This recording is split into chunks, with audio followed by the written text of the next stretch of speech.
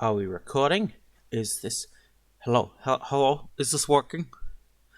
It's time for loose show off time because I have some redstone that I've made the past 2 days that I'd like to show off. Basically, um, it's my house, and over here you'll see we've got this. Why is there no sound? There we go. That should be fine. So over here you can see we've got this jet stream that's currently going down, but if I press this button, it's going to switch to soul sand, which is going to send it up, but also it opens. And here we are.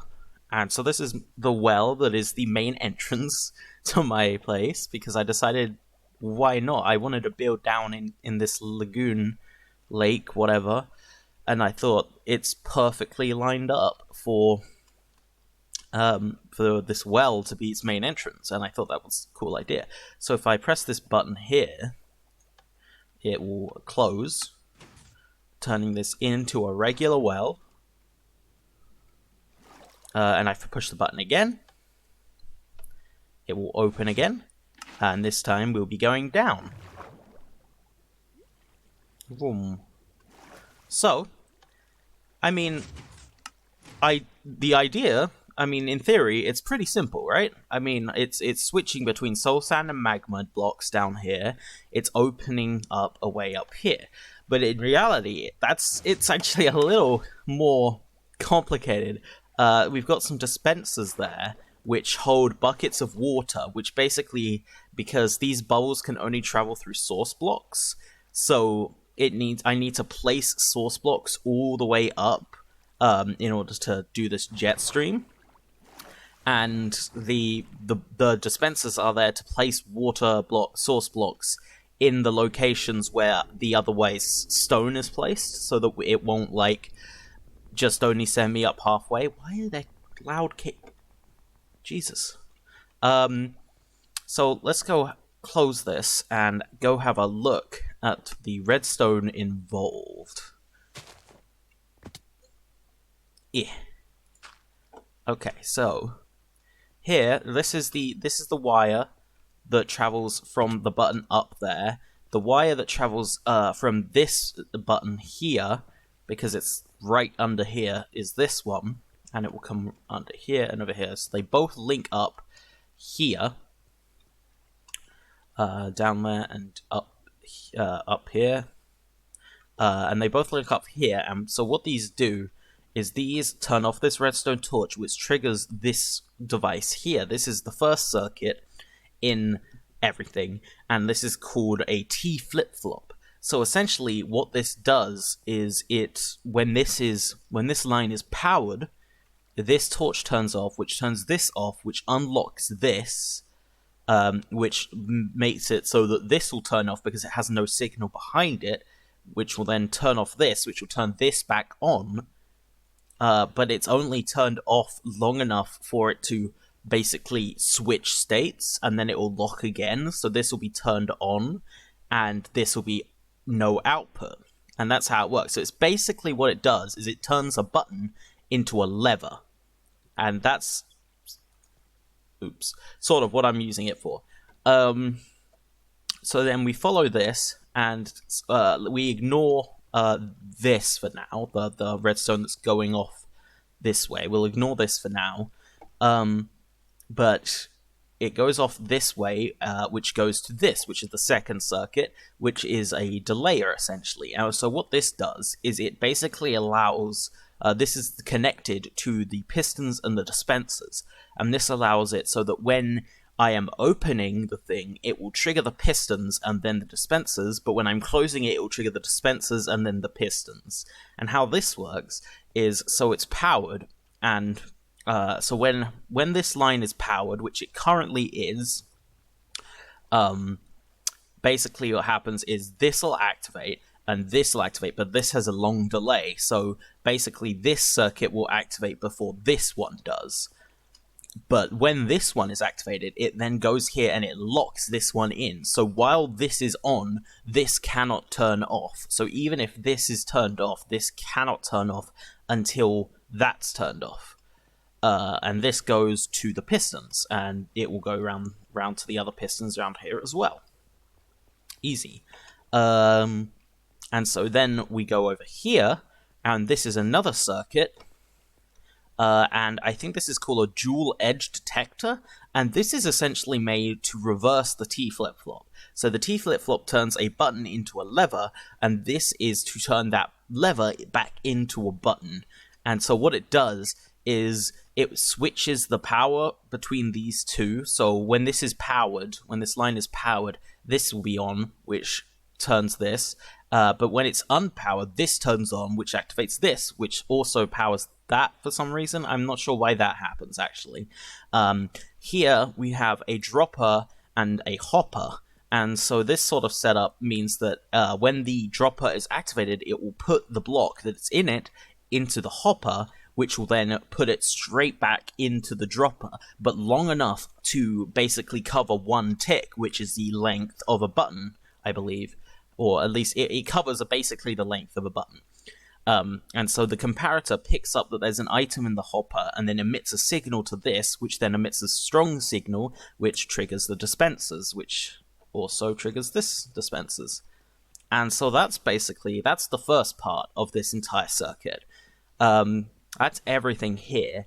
And that triggers the pistons and the dispensers. So it will open and close the well and then trigger the jet stream. This next part, as you can see, we have a separate path going down here for this button, and for the other button, we have a path going down here. And so these link up down here. So this is this one, and this is the other one coming down. And basically, this is to change the magma blocks and soul sand. And how this works is to basically make sure that these soul sand blocks will not be pushed up until these are pulled in, but it also makes it so that if I'm pressing the button from the top of the well, it will push the magma blocks in, but if I push the button from the bottom of the well, it pushes the soul sand in, and otherwise it doesn't change it. So how that works is, so when either of these is powered, it turns off this, which then turns off these, which are locking these. Words. So essentially, it locks the state in so that these are pushed, and when it's unlocked, then this will be if I've pushed this button and the power comes down here, it will try to power this, but won't be able to until this is unlocked. But at the same time, when it's unlocked, this is unlocked, and then this powers off because of this not being powered, and so it will only go back down this way. And so the next part of this is these, which are essentially the same as the upstairs one, which is a delayer. So basically, you can see here that this line is on, which is also keeping this on that locks this. So when the signal comes here, it won't be able to go through here until this is off. So it will confirm that basically that these pistons cannot be pushed until these pistons are turned off. And that's essentially what that's for. And so we have the line goes under, and I had to do a little zigzag underneath that allows me to cross them over. And yeah, that's it, actually. That is everything. So it's just this line goes over to that piston, and where are the other pistons? Down here and up there. And then this line goes here and round here. So yeah, that's basically it. That is everything in this well. And so it's used so that if I press the same button down here, so currently this one's powered, if I push this button again, it will still unlock them, but it won't change because this is going to be still powered, whereas this one isn't. And so I can actually give an example here. If I just destroy these redstone and put some buttons. Oh, I don't have any buttons. Awkward. I'm going to go get some buttons.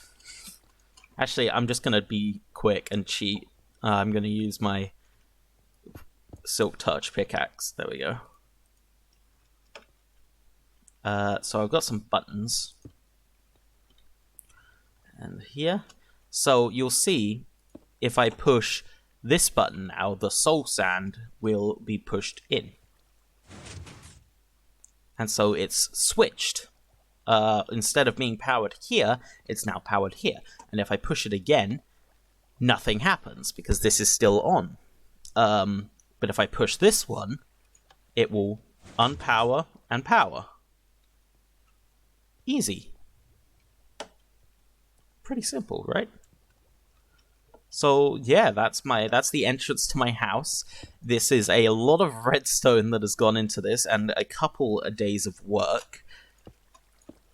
But it also was a little bit of ruined redstone times, because my house is built underwater, and water interacting with redstone is not necessarily the best thing to ever happen. And so you can see also here this daylight sensor, but let's ignore that. So yeah, that is my well. And if I go back here and push this button, and it is yet to bug, so I'm pretty confident that it's all right. I think I've done a pretty good job here. So you hear the click that happens before the pistons. That's the dispensers picking up and dispensing the water. So yeah, that's that, and goodbye.